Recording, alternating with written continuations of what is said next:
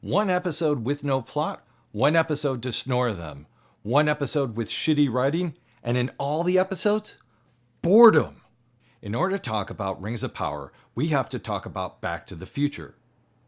Back to the Future? Yeah, because we have to go back to where this film was made in order to understand how many mistakes were made. If you understand Back to the Future, you know that Eric Stoltz was hired to play the original part of Marty McFly. But then, about 6 weeks into filming, the director thought to himself, this isn't working. I need a completely different actor. Which was a really good thing for him to do, is fire the actor. I didn't think about it when I first heard about it. I thought, that's pretty rude. But now that I look back on it, what a nice thing for him to do. You see, Eric Stoltz went on and he became a very successful actor. He's a director. He does a bunch of things right now. But imagine if he was the actor who actually broke Back to the Future. What would he be doing right now? Now let's talk about Galadriel. I have no disrespect for the actress who is doing her part. As far as she knows, she's doing everything that she should be doing.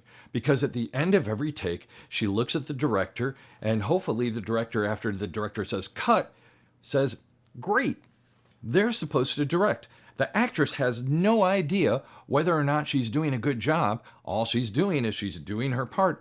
And then she looks over at the director, and the director should be saying yes, no, somewhere in between maybe. If the director isn't doing that, then as far as the actress knows, they're doing a good job. So my question is, what the hell has the director been doing? There's a few different choices here. It might be that the writing was really shitty, and it was turned over to the director who was doing a shitty job of directing, and then the actress had no other choice but to just listen to the shitty writing and shitty directing that she was given. The second thing that could have happened was there was good writing, but then it was turned over to the director who decided to interpret it a completely different way, and then the actress just went along with what was going on.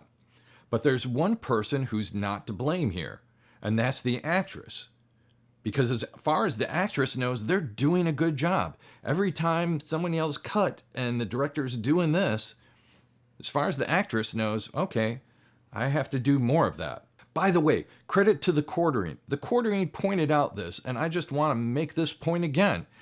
If you enjoy this series, Godspeed. I have no idea how you're enjoying it, but good for you, man. Keep enjoying it.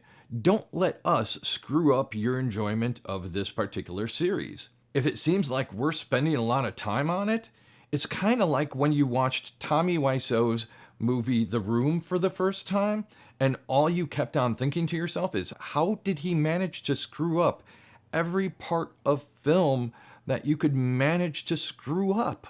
Except in this case, supposedly, these are people that have put together a film before.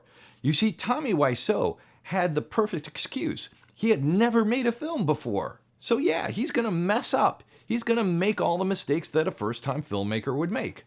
This is like a $750 million production. We presume that when you hire the lead actress, that you spend a lot of time watching her in tests and making sure that she's right for the part and making sure she has the range of emotions or lack of a range of emotions that you're looking for in that particular part. We presume that when you did the writing and you looked back at the writing, you thought, okay, this is a great arc for this particular episode and it finishes up nicely and something happens during this portion. What we don't presume is that we're going to be 5 episodes in and thinking to ourselves, oh, stuff is starting to happen. What the hell? I also want to credit the channel Book Furnace. Book Furnace made the point of this particular series feels like it has no heart. And when I started thinking about it, I thought to myself, it has no joy, no love. There's no part of you that while you're watching this goes, wow, the people who put this together really loved what they were doing. Don't get me wrong. The CGI people, they are on point.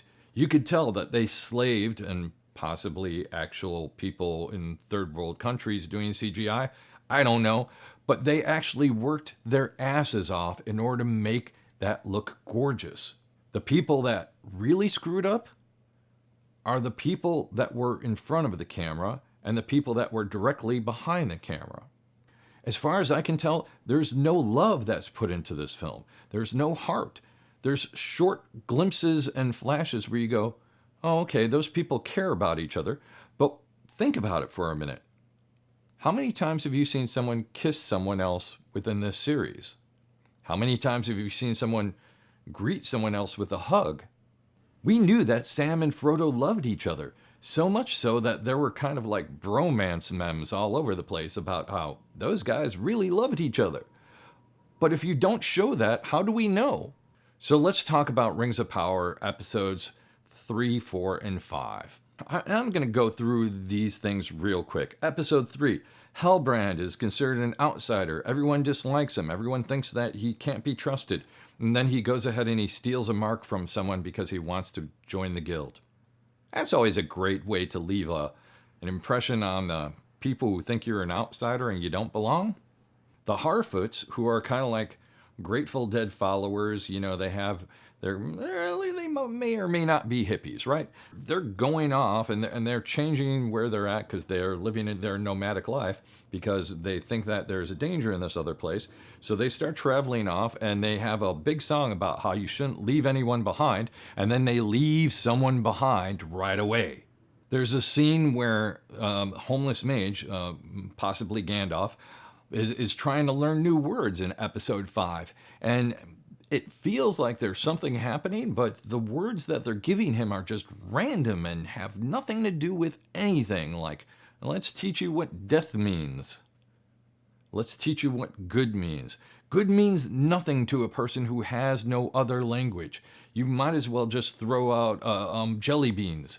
That would mean more to them because at least they can eat jelly beans.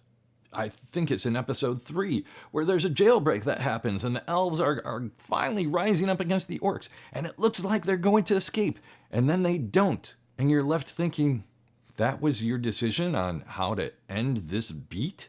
Episode 4, the best part of the series so far. It's the destruction of Numenor. The queen is watching the waves just crash over. Which is really bad timing. I know what's going on in Florida right now. But the waves crashing over and just taking out like large portions of her land while she stands there and does absolutely nothing. Which makes sense because it's just a dream.